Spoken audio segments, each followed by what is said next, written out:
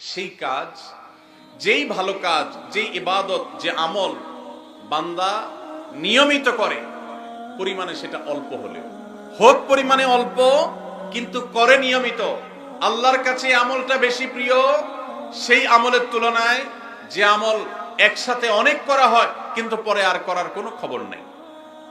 কেউ রমজানে কোরআনে কারীম 2 খতম দিয়েছেন, মাশাআল্লাহ, কেউ 3 খতম দিয়েছেন, কিন্তু রমজানের পরে কোরআনে কারীম 3 খতম, 2 খতম, 1 খতম দেয়া তো দূরের কথা, পরবর্তী রমজান পর্যন্ত আর কোরআনটা ছুঁয়ে দেখা হয় না, খুলে পড়া হয় না, তেলাওয়াত করা হয় না, 1 পৃষ্ঠা পড়ার সুযোগ হয় না। তাহলে এই 3 খতম 2 খতমের চাইতে রমজানে কেউ যদি 1 খতম কোরআন দেন অথবা তার চেয়ে কমও কোরআন তেলাওয়াত করেন, কিন্তু রমজানের পরে সেই কোরআন দিনে হয়তো 2-5 পারা পড়তে পারেন না, কিন্তু 1 পৃষ্ঠা হইলেও পড়েন, 2 পৃষ্ঠা হইলেও পড়েন, তার দৈনন্দিন রুটিনের মধ্যে কোরআন তেলাওয়াত থাকেই থাকে। আল্লাহর কাছে ওই 3 খতম দেওয়া কোরআন তেলাওয়াতকারীর চাইতে মাত্র 10 পারা কোরআন তেলাওয়াত করেছেন যিনি রমজানে, কিন্তু রমজানের পরেও সেটাকে ধরে রেখেছেন, পরিমাণে অল্প হলেও আল্লাহর কাছে এই দ্বিতীয় ব্যক্তি অনেক বেশি শ্রেয় এবং প্রিয়। প্রিয় ভাইরা আমার, রমজানে আপনি অনেক দান দক্ষিণা করলেন, রমজানের পরে আর খবর নাই, আল্লাহর কাছে এটার চাইতে বেশি প্রিয় রমজানে তৌফিক অনুযায়ী দান সাদেকা করেছেন, রমজানের পরেও আপনি দান সাদেকা অল্প অল্প হলেও ধরে রাখার চেষ্টা করেছেন। আল্লাহ আমাদের সবাইকে রমজানে যে সমস্ত নেকামলগুলো আমরা করতে পেরেছি, রমজান শেষ হওয়ার সাথে সাথে সেগুলো বন্ধ না করে বরং সেই আমলের ধারাবাহিকতাকে আল্লাহ আমাদেরকে ধরে রাখার তৌফিক দান করুন। ভাইরা আমার, আমরা কি রমজান মাসকে পুজো করেছি নাকি আল্লাহর ইবাদত করেছি? ইবাদত কি আল্লাহকে করেছেন না রমজান মাসকে করেছেন? আল্লাহকে করেছেন। যদি রমজান মাসকে কেউ ইবাদত করে, রমজান মাসকে যদি কেউ পুজো করে, তাহলে তার এখন আর ইবাদত করার দরকার নাই, কারণ রমজান শেষ হয়ে গেছে। আর যদি কেউ ইবাদত করে আল্লাহকে, তাহলে যে আল্লাহ রমজানে ইবাদতের নির্দেশ দিয়েছেন, সে আল্লাহর নির্দেশ রমজানের পরেও ইবাদতের জন্য আছে না নাই? আল্লাহ বলেছেন, ওয়াবুদ রাব্বাকা হাত্তা ইয়াতিয়াকাল ইয়াকিন। তোমার রবের ইবাদত শুধু রমজানে নয়, রমজান ইবাদতের মৌসুম হিসাবে ইবাদত বেশি হতে পারে, কিন্তু রমজানের ইবাদতের ধারা মৃত্যু আসার আগ পর্যন্ত তোমাকে ধরে রাখতে হবে, তবেই আল্লাহর কাছে সাকসেস হওয়া যাবে, তবেই আল্লাহর কাছে সফল হওয়া যাবে, সার্থক হওয়া যাবে। আমাদের এই জীবন সাধনা, আমাদের তাকওয়ার সাধনা, আমাদের সিয়াম সাধনা, আমাদের রমজানের ইবাদত বন্দেগী আল্লাহর কাছে কবুল হবে। আল্লাহ আমাদের সবাইকে রমজানের আমলগুলোকে রমজানের পরেও পরিমাণে অল্প অল্প হলেও ধরে রাখার তৌফিক দান করুন। সবাই চেষ্টা করবো তো ইনশাআল্লাহ। রমজান মাস আমাদের থেকে বিদায় নিয়ে গেছে। রমজান মাস বিদায়ের সাথে সাথে আমাদের সমাজের বহু মানুষ আছে যাদের ইবাদত বন্দেগীও বিদায় হয়ে গেছে। আমরা অনেকে রমজান মাস শেষ হওয়ার পর মাথার টুপিটা খুলে ভাঁজ করে এমন ভাবে রেখে দিয়েছি যেন আবার আগামী বছর রমজান আসলে সেই টুপি খুলে আমরা মাথায় দেব। আমাদের কি শুধু ইবাদত বন্দেগী রমজানেই করা দরকার, না রমজানের পরেও করতে হবে? কতদিন পর্যন্ত আমাদের ইবাদত বন্দেগী নেকামল চলা উচিত, এ সম্পর্কে কোরআনে কারীমে আল্লাহ রাব্বুল আলামিন বলেন, ওয়াবুদ রাব্বাকা হাত্তা ইয়াতিয়াকাল ইয়াকিন। তুমি তোমার রবের ইবাদত করতে থাকো। কতদিন? ঈদুল ফিতরের চাঁদ দেখার আগ পর্যন্ত। কি বলেন? ঈদুল ফিতরের চাঁদ ওঠার আগ পর্যন্ত ইবাদত করো, এরকম কিছু?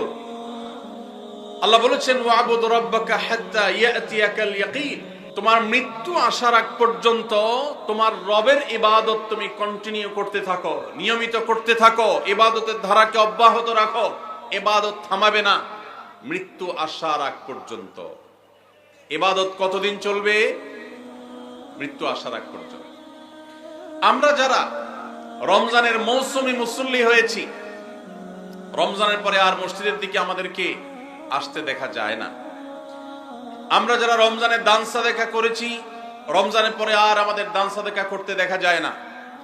আমরা যারা রমজানে কোরআন তেলাওয়াত করেছি, তারাবির নামাজে কোরআন শ্রবণ করেছি, শুনেছি, রমজান চলে যাওয়ার পরে কোরআন আর ছুঁয়ে দেখা, স্পর্শ করার তৌফিক সুযোগ আমাদের যাদের হয় না, প্রিয় ভাইরা আমার, আমাদের জন্য অত্যন্ত ভয়াবহ একটা বার্তা আছে। সে বার্তা কি? আল্লাহ রাব্বুল আলামিন কোরআনে হাকিমে ইরশাদ করেছেন তিনি কার আমল ইবাদত কবুল করেন।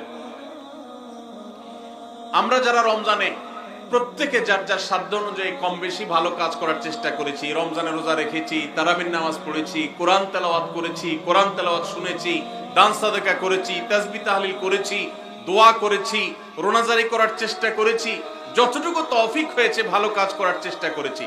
রমজান মাসে যে সমস্ত ভালো কাজ, যে সমস্ত নেকামল আমরা করেছি, এর কোনটা আল্লাহর কাছে কবুল হয়েছে আর কোনটা হয়নি এটা বোঝার বা এটার নিশ্চিতভাবে জানার কোনো উপায় বা সিস্টেম কি আছে? নাই। কিন্তু কোরআনে কারীমের একটি আয়াত থেকে আমরা ধারণা নিতে পারি কাদের আমল ইবাদত আল্লাহর কাছে কবুল হয়েছে। আল্লাহ রাব্বুল আলামিন ইরশাদ করেছেন, ইন্নামা ইয়াতাকাব্বালুল্লাহু মিনাল মুত্তাকিন। আল্লাহ রাব্বুল আলামিন মুত্তাকিদের, আল্লাহ ভীরুদের, যাদের মধ্যে আল্লাহ ভীরুতা অর্জন হয়েছে, যাদের মধ্যে আল্লাহর ভয়ের চেতনা জাগ্রত হয়েছে, সেই চেতনা থেকে যারা আল্লাহর আদেশ নিষেধ অনুযায়ী নিজেকে পরিচালিত করে, তাকওয়া চর্চা করে, মুত্তাকিদের কাতারে যারা নিজেদেরকে শামিল করতে পারে, আল্লাহ রাব্বুল আলামিন বলেছেন আল্লাহ তাআলা তাদেরটাই কবুল করেন। অতএব যদি রমজানের পরেও আপনার মসজিদের আনাগোনা, মসজিদের আসা যাওয়া বলবৎ থাকে, অব্যাহত থাকে, রমজানের পরেও যদি আপনার কোরআন খুলে তেলাওয়াত করার সুযোগ সৌভাগ্য অর্জন হয়, রমজানের পরেও যদি আপনার মাঝে মধ্যে হলেও আল্লাহর কাছে দুহাত তুলে দোয়া করবার তৌফিক হয়, সুযোগ হয়, সামর্থ্য হয়, রমজানে অনেক বেশি দান সাদাকা করেছেন, রমজানের পরে এত বেশি পারেন না, অল্প হলেও দান সাদাকা করার চেষ্টা করেন, তাহলে আপনি আল্লাহর কাছে নিজেকে সেই সৌভাগ্যবান মানুষদের কাতারে শামিল বলে সুধারণা করতে পারেন যাদের রমজানের আমল ইবাদত আল্লাহ তাআলা কবুল করেছেন। আলহামদুলিল্লাহ। প্রিয় ভাইরা, আমাদের আমল ইবাদত কবুল হয়েছে কিনা এটা বুঝার সবচেয়ে বড় মাধ্যম হলো এটি, রমজানের পরেও যদি আমি রমজানের আমল ইবাদতের ধারাকে ধরে রাখতে পারি, অব্যাহত রাখতে পারি, সে আমলগুলো পরিমাণে, ভলিউমে সেরকম করতে না পারলেও অল্প অল্প করে হলেও যদি রমজানের পরে সেগুলোকে আমরা ধরে রাখতে পারি, এখনো মসজিদে যাওয়া আসা থাকে, কোরআনের সাথে সম্পর্ক থাকে, অন্যান্য নেকামলগুলো যদি অল্প অল্প করেও করতে পারি, তাহলে এর মানে হলো এটা আলামত আল্লাহ তাআলা আমার রমজানের ইবাদত কবুল করেছেন, আমাকে মুত্তাকিদের কাতারে শামিল করেছেন।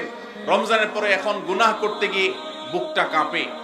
আল্লাহ দেখেন যে আল্লাহর ভয়ে রমজানে হারাম থেকে বেঁচে থাকার চেষ্টা করেছি, সে আল্লাহর ভয় এখনো বেঁচে থাকার চেষ্টা করি, হয়তো ততটা পারি না কিন্তু চেষ্টাটা করি, এটুকু যদি করতে পারি তাহলে এটা একটা আলামত, এটা একটা ইন্ডিকেটর যে আল্লাহ তাআলা আমাদের রমজানের আমল ইবাদত কবুল করেছেন। আল্লাহ আমাদের সবাইকে সেরকম সৌভাগ্যবান মানুষের কাতারে শামিল হওয়ার তৌফিক দান করুন।